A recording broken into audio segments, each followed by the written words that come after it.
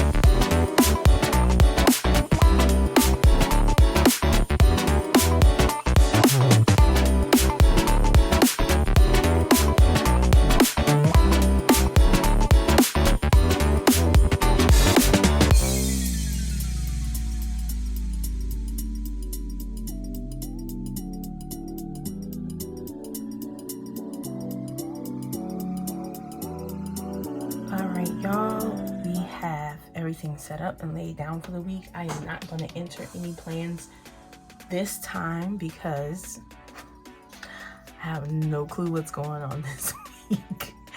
Other than it's finals week and everything else will probably get pushed off to next week. So if you're in school, you're working on a master's degree, even a bachelor's and associates, you know what finals week is like, and nothing takes precedence. So I'll do a quick flip through. There's Monday and Tuesday, Wednesday and Thursday, Friday, Saturday, and Sunday. Thank you for watching. If you enjoyed this video, please remember to like, comment, share, and of course subscribe. And I'll see you in the next one. Bye.